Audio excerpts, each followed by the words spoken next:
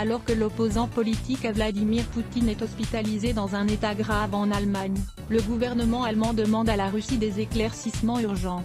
Les examens réalisés sur Alexeï Navalny, hospitalisé en Allemagne, confirment la thèse d'un empoisonnement. Le gouvernement allemand a assuré, mercredi 2 septembre, détenir la preuve sans équivoque de l'utilisation d'un agent neurotoxique contre l'opposant russe. Depuis le 22 août, le principal adversaire de Vladimir Poutine est hospitalisé dans un état grave à Berlin, après un malaise 2 jours plus tôt dans un avion, qui le ramenait à Moscou depuis la Sibérie. Les médecins allemands avaient déjà confirmé, le 25 août, la thèse de l'empoisonnement, défendue par les proches de ce militant anticorruption, indiquant que les résultats cliniques révèlent une intoxication par une substance du groupe des inhibiteurs de la cholinéstérase.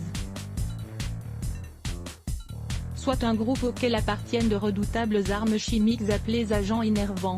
Parmi eux, le gaz sarin, le VX ou le Novichok russe, utilisé pour empoisonner l'ex-espion Sergueï Skripal et sa fille Yulia en 2018 en Angleterre. Les médecins russes ayant soigné Alexeï Navalny lors de son hospitalisation en Sibérie ont assuré ne pas avoir trouvé une telle substance dans l'organisme de l'opposant.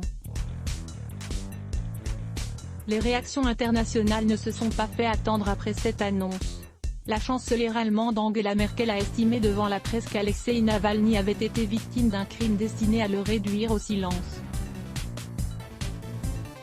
Selon elle, de très graves questions se posent à présent, auxquelles seul le gouvernement russe peut et doit répondre. Il est absolument inacceptable que cette arme chimique interdite ait été utilisée, une nouvelle fois, a déclaré le chef de la diplomatie britannique Dominic Raab, en référence au Novichok utilisé contre l'ex-espion Sergueï Skripal en 2018 sur le sol britannique. Le gouvernement russe doit dire la vérité, a-t-il ajouté. De son côté, la Maison-Blanche a jugé l'empoisonnement de l'opposant russe absolument condamnable, et l'Union européenne a dénoncé un acte méprisable et lâche.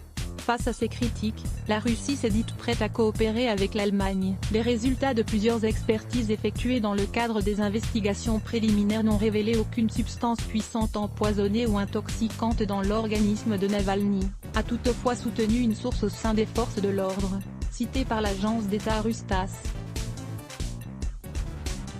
Pour l'entourage de l'opposant, l'auteur de cet empoisonnement ne fait guère de doute.